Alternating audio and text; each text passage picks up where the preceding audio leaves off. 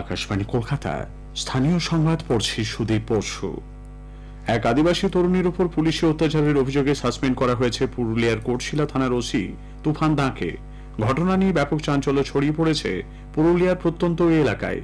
ওই তরুণী জানিয়েছেন, গত রবিবার বেলা প্রায় 12টা নাগাদ বাড়িতে মদ রয়েছে এই অভিযোগ করে তল্লাশি শুরু করে পুলিশ।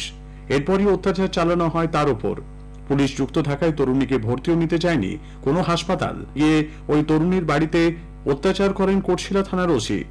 শুধু তাই নয়, বাড়িতে থাকা 40,000 টাকাও ছিনিয়ে নেয় পুলিশ। তরুণীকে তারা হাসপাতালে ভর্তি করার ব্যবস্থা করেন বলেও জানান সাংসদ। জেলা পুলিশ সুপার অভিজিৎ বন্দ্যোপাধ্যায় জানিয়েছেন, মৌখিক অভিযোগ পাওয়ার সঙ্গে সঙ্গে ব্যবস্থা নেওয়া হয়েছে। নির্দেশ দেওয়া হয় বিভাগীয় তদন্তের। সন্দেশখালী যাবার পথে আইপিএস আধিকারিক জসপ্রীত সিং এর উদ্দেশ্যে খালিস্তানি মন্তব্যকে কেন্দ্র করে আজও শিখ সম্প্রদায়ের মানুষ বিক্ষোভে সামিল হয়েছেন। গতকাল বিকেলের পর আজও মিছিল করে তাঁরা রাজ্য বিজেপির কার্যালয় কলকাতার মুরলীধর সেন লেনের সামনে জমায়েত করেছেন। অবিলম্বে এই মন্তব্যের জন্য ক্ষমা প্রার্থনার দাবি জানাচ্ছেন তারা। উল্লেখ্য, গতকাল বার্নপুর গুরুদুয়ারা প্রবন্ধক কমিটির তরফে বিজেপি বিধায়ক অগ্নিমিত্রা পালের বাড়ির সামনে বিক্ষোভ দেখানো হয়। মুখ্যমন্ত্রী মমতা ব্যানার্জিও বিষয়টি নিয়ে সোশ্যাল মিডিয়ায় পোস্ট করেছেন।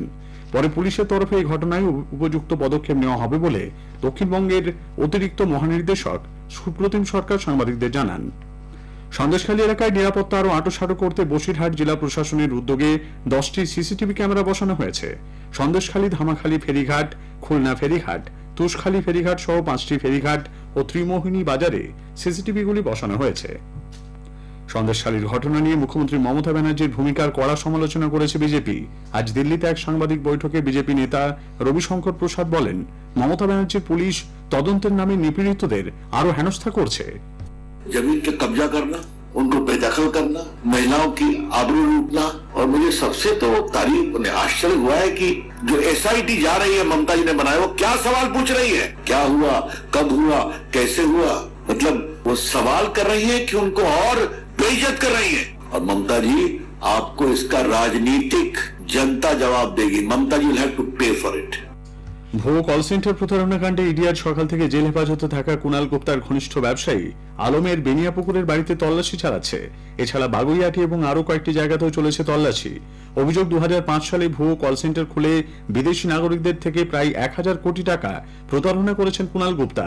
সিআইডি হেফাজতে থাকাকালীন নিজের কয়েকজন সহযোগীকে ফোন করে প্রমাণ লোপাটের চেষ্টা করেন ওই ব্যক্তি।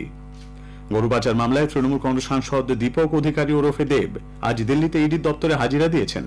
সকাল 11টার কিছু আগে তিনি সেখানে পৌঁছন। রাজ্যের আরো 96টি বিএড কলেজের পঠন পাঠনের অনুমোদন বাতিল করা হয়েছে।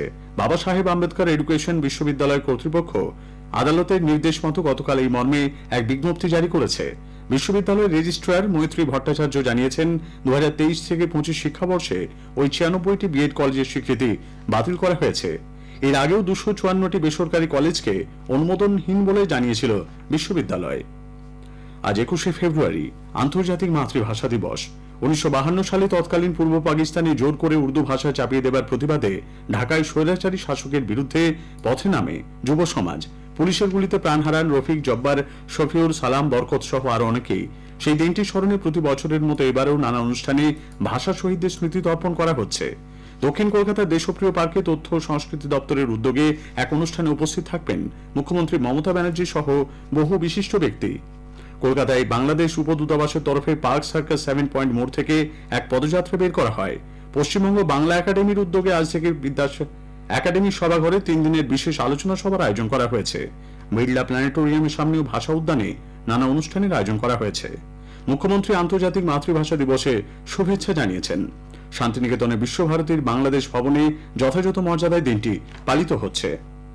পূর্ব ভারতের ওপর পশ্চিমী ঝঞ্ঝার প্রভাবে বঙ্গোপসাগর থেকে প্রচুর জলীয় বাষ্প বায়ুমণ্ডলে প্রবেশ করায় আজ ও আগামীকাল রাজ্যের বিভিন্ন জেলায় বজ্রবিদ্যুৎ সহ বৃষ্টির পূর্বাভাস দিয়েছে আবহাওয়া দপ্তর।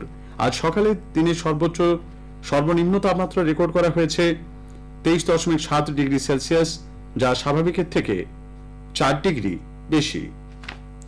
জনসাধারণকে তাদের লোকসভা কেন্দ্রের বিশদ তথ্য এবং সেই এলাকায় চালু থাকা বিভিন্ন কেন্দ্রীয় সরকারি প্রকল্প উন্নয়ন সম্পর্কে অবহিত করতে আকাশবাণী কলকাতার সংবাদ বিভাগ শুরু করছে বিশেষ অনুষ্ঠান ভারত বিকাশ ডায়েরি। আজ থেকে প্রতিদিন রাত 8:50 গীতাঞ্জলি প্রচার তরঙ্গে শোনা যাবে 10 মিনিটের এই অনুষ্ঠানটি সরাসরি সম্প্রচারিত হবে আমাদের সোশ্যাল মিডিয়া হ্যান্ডেলগুলিতেও। আজ প্রথম দিনের প্রতিবেদনে থাকছে পুরুলিয়া লোকসভা কেন্দ্র। স্থানীয় সংবাদ শেষ হলো।